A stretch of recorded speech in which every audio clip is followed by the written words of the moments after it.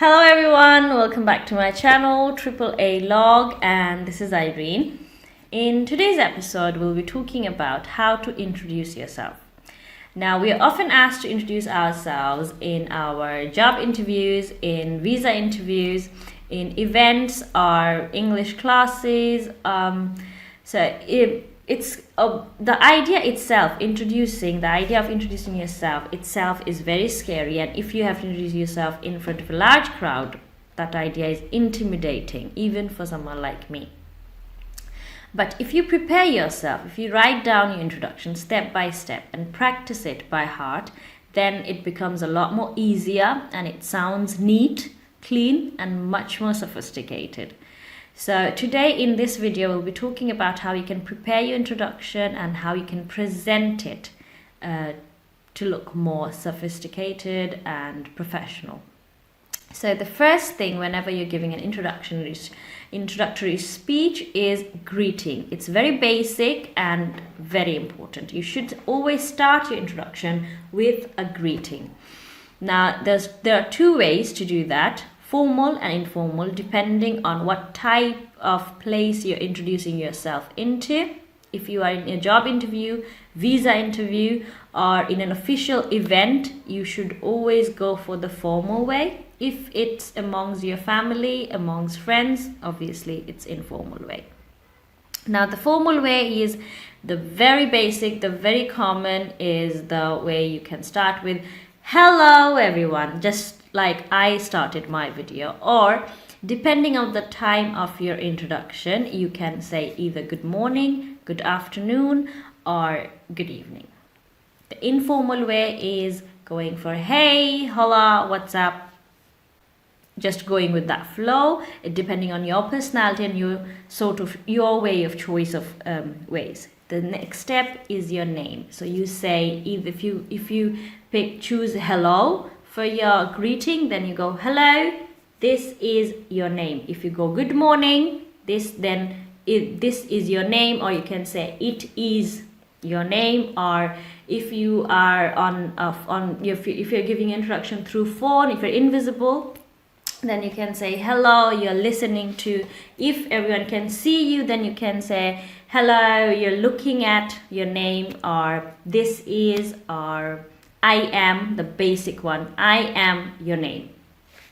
Then the next one is your location, your address, where you're originally from or where you're actually currently living. And in job interviews, it's always important to letting them know where you're living in or where you're actually from. So if you are originally from a different place and currently living in a different place, you can say like, I'm originally from. Originally is always our permanent address. So you're originally from, suppose you're originally from Dhaka, you can say I am originally from Dhaka, currently living in Sylhet. Or you can say I am, suppose you're not from that country, you can say hello, I am an Indian, born in Bangladesh, raised in Malaysia, currently living in Japan. If that is your scenario, you can do that, connect the dots and do the introduction, add that in your introduction. Then the next one is your qualification. In job interviews, in visa interviews, it's always necessary to put in the qualification information. So if you are about to finish your graduation, you can say, I'm about to graduate from certain university, or I'm about to graduate on the subject that you're graduating on. Or you can say, if you are already a graduate, you can say, I am your subject name, then graduation. For example, I am a law graduate, or I am basically your subject and the graduation. If you are a postgraduate, you can say, I am a physics postgraduate, depending on your information. If you have any job experience, so first you need to, if you have a job experience and you want to add that to your introduction, first you need to, if you are already currently in work, you need to mention that. If you're currently in an occupation, you need to mention your position and your company. Now, whenever you're mentioning that, do not say I am working in. XYZ company. We don't use that. We say I am working for XYZ company in your department. If you're working in the marketing department, you can say I am working for this company in the marketing department, or I work at Grameen Phone in the finance department, whatever that is your case. But always use at or for, not in. Then you can add your experience, like I have 5 years of sales experience, or I've been in sales for last 5 years, or you can say I've been a teacher for this years, whatever your occupation, and then your number of years. In some introduction, we need to mention about our family. In most formal interviews, we do not need to do that. But sometimes if you're asked, you can add that. And if you're comfortable with it, you can add about information about your family. You can say, now, what mistake people does whenever they're mentioning their family is they go like, oh, I have a very large family, or I have a very small family of mother, father, brother, sister. Don't do that. No one wants to know names and members of your family. Just go like, if you are a family of 4, that means your mother, father, you and your brother or your sister, you can say we are a family of 4. If you have 5 siblings, you can say I am one of the 4 siblings. Keep it short. You don't need to mention how many brother and sister you have. So these are the ways you can mention about your family. If you're the only child, you can say I am the only child. Then your age.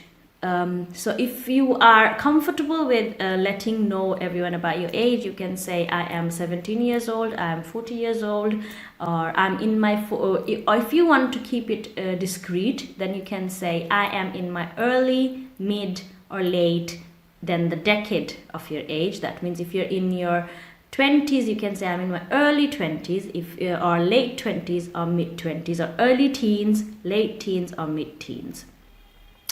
Now, it's always nice to end your introduction with a fun fact about yourself, because obviously, as you right now might be feeling a little bit bored watching my video for this long, introduction also sometimes gets boring because there's so much information to take in. So it's always nice to end your information with a fun fact about yourself. Now, that can be an achievement that you have, like an achievement, an interesting fact about yourself, like an extraordinary experience that you had, a weird like or dislike. Like if it's an achievement, you can say like I have a record of holding my breath underwater for this many minutes.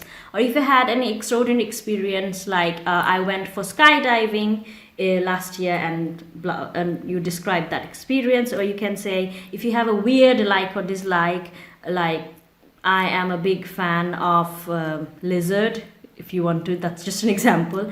And it's always also nice to add about your hobby. Like you can say I'm a big fan of cricket, or I love sports. I am a regular runner. If you are like very athletic, you can say I'm a regular runner. Stuff like that. So it's always nice to end with your hobby or with your fun fact. So I hope this video was helpful and you all liked this video. If you do, please like, share and subscribe to my channel, and let me know about how this video helped you. You can prepare an introduction of yourself and drop it down in the comment section. I'd really appreciate that. Thank you. Signing off from AAA, Irene.